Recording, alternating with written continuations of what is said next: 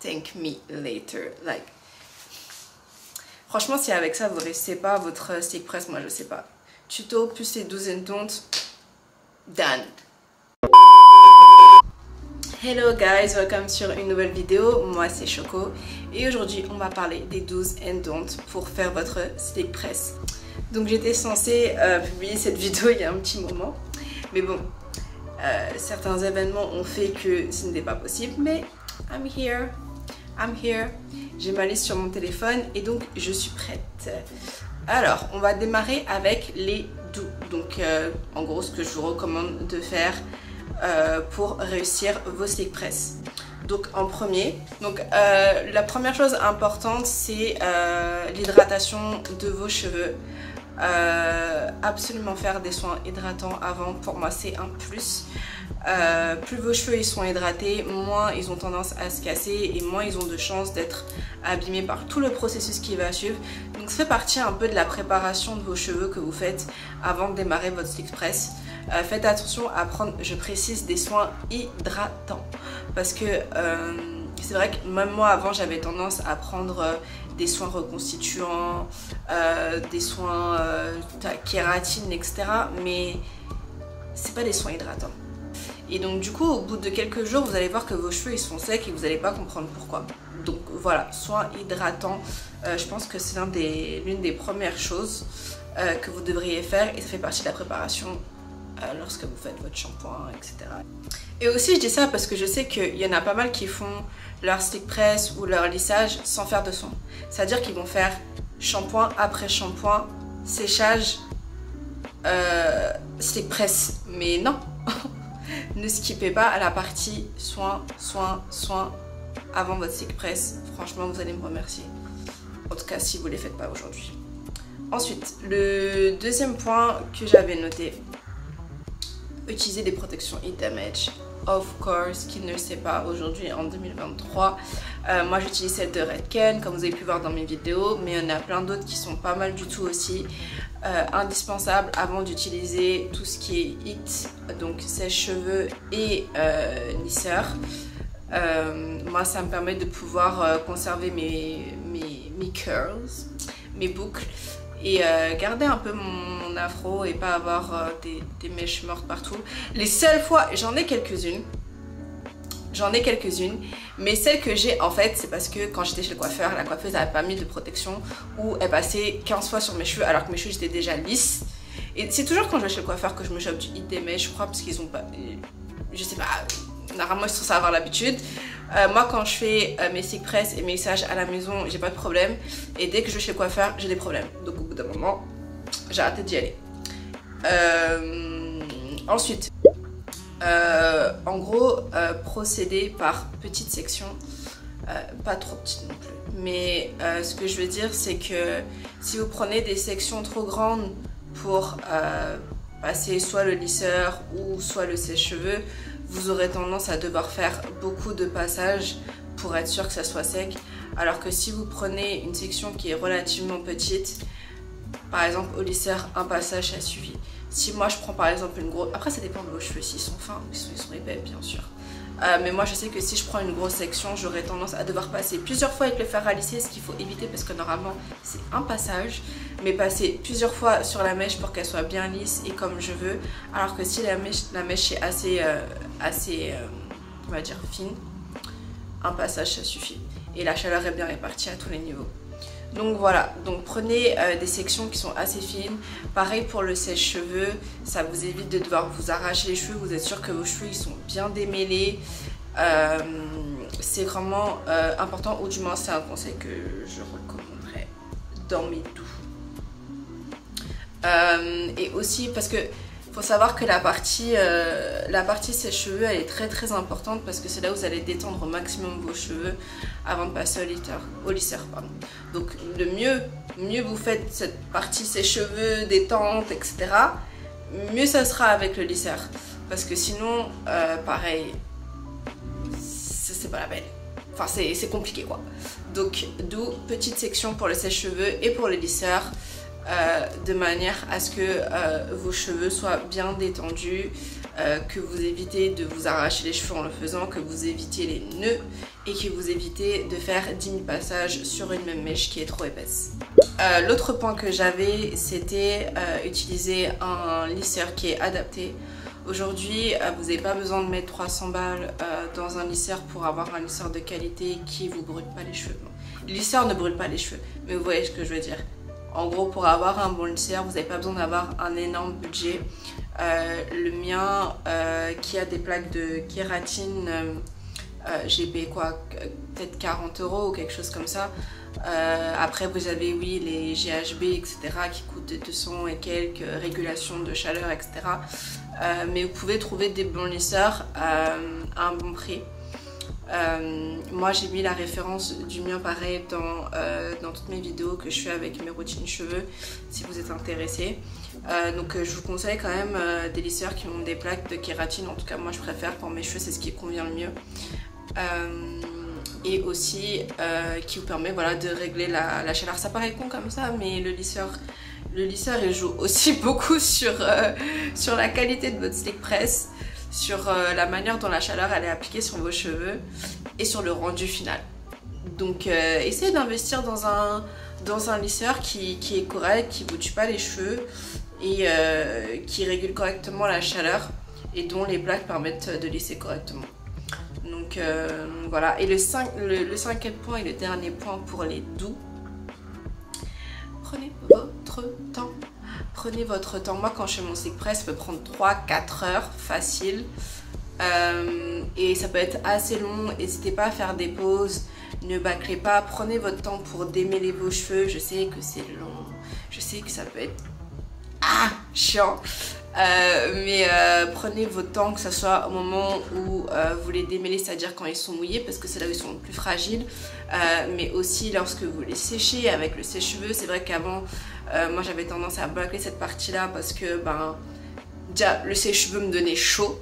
Alors surtout en été, alors j'ai chaud, je passe ce sèche-cheveux qui diffuse encore plus de chaleur, j'ai juste envie d'en finir, donc j'avais tendance à aller vite, à bâcler.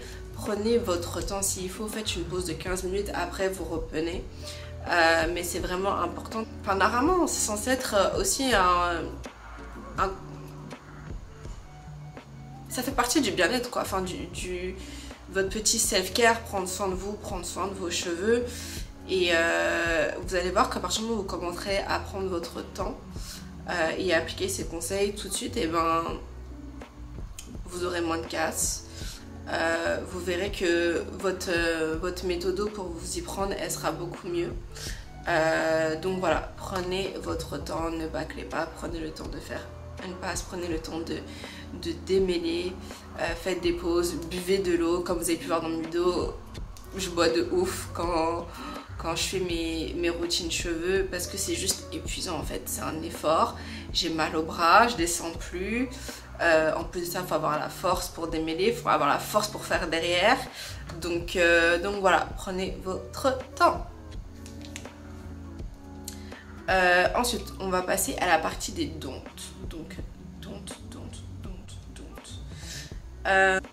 le premier don't que je pourrais lister, c'est de ne pas utiliser de produits supplémentaires sur vos cheveux une fois que vous les avez séchés. Je m'explique. Normalement, vous appliquez votre soin, shampoing après shampoing, soin. Et une fois que vous avez appliqué votre soin et que vous l'avez rincé, vous appliquez la protection. Vous appliquez le heat protecteur.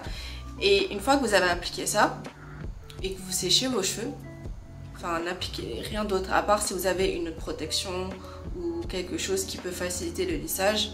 Évitez tout ce qui est des huiles, des crèmes. L'hydratation de vos cheveux, elle passe par le soin hydratant que vous faites pendant la préparation, mais n'allez pas rajouter d'autres produits parce qu'après vos cheveux ça va fumer bizarre. Ça risque de provoquer du heat damage alors que vous souhaitiez l'éviter. Ça va vous donner un effet gras sur vos cheveux, c'est-à-dire que lorsque vous avez lissé, même si vous n'avez pas de heat damage et autres, vos cheveux ils seront lourds, ils ne seront pas un peu légers. Et vous voyez quand on peut bouger nos cheveux comme ça, non, ils vont rester lourds. C'est parce que vous avez rajouté trop de produits sur vos cheveux et donc du coup le cheveu est gras et il est lourd et ça donne pas un bon slick press en fait. Donc voilà, ne pas rajouter de produits une fois que vous avez mis la protection contre justement le heat damage. Ensuite, l'autre point que j'avais listé pour les don'ts, pas plus de 1 passage, grand max 2 sur vos cheveux. Pas plus de 1 passage, grand max 2 pour vos cheveux si vous avez les cheveux épais ou si voilà, les bouts ils sont un petit peu résistants. Pourquoi? À chaque fois on me demande, ah mais t'as pas de heat damage avec... parce que moi je me lisse les cheveux toutes les 2 semaines. Je fais mon shampoing toutes les 2 semaines. Et ça va faire 2 ans que je fais ça et non, j'ai pas de heat damage. Pourquoi j'ai pas de heat damage? Parce que je respecte le process qui est de faire un passage sur vos cheveux uniquement, 2 grands max. Je fais vraiment 2 passages lorsque voilà, les bouts ils sont résistants ou si je sais que je peux bien passer la première fois. Mais sinon, un seul passage c'est vraiment important si vous voulez conserver en tout cas la nature de vos cheveux. Ça l'est. Et je sais qu'il y a beaucoup de personnes qui évitent tout ce qui est lissère et sèche-cheveux parce qu'ils ont peur du heat damage, parce qu'il y a cette phobie de « ah, je vais abîmer mes cheveux ». Mais si vous faites correctement et que vous respectez en gros les conseils qu'on vous donne, vous verrez que vos cheveux ils seront fine. Ensuite, ne pas utiliser une température trop élevée. Ça va dépendre après de l'effet que vous voulez, mais en tout cas moi pour réussir mes cypress 180 c'est suffisant. Après si vous avez les cheveux vraiment épais, vous pouvez monter à 200. Au-delà de 200 je vous conseille pas si vous voulez pas que ça abîme vos cheveux, à moins que vous en ayez rien à faire, que vous ayez les cheveux défrisés ou que vous vouliez pas garder vos boucles ou le côté naturel. Mais je vous déconseille de monter au-delà de 200 degrés pour la température de votre cypress. C'est juste pour pouvoir conserver votre nature de cheveux. Voilà. Ensuite, ne pas garder son cypress plus de 3 semaines. À moins que vous ayez été chez le coiffeur et que voilà, il vous a fait une coupe, et dans certains cas on peut garder plus longtemps. Je vous déconseille de garder vos cypress au-delà de 3 semaines, simplement parce qu'après vous allez avoir vos cheveux qui vont être vraiment très secs.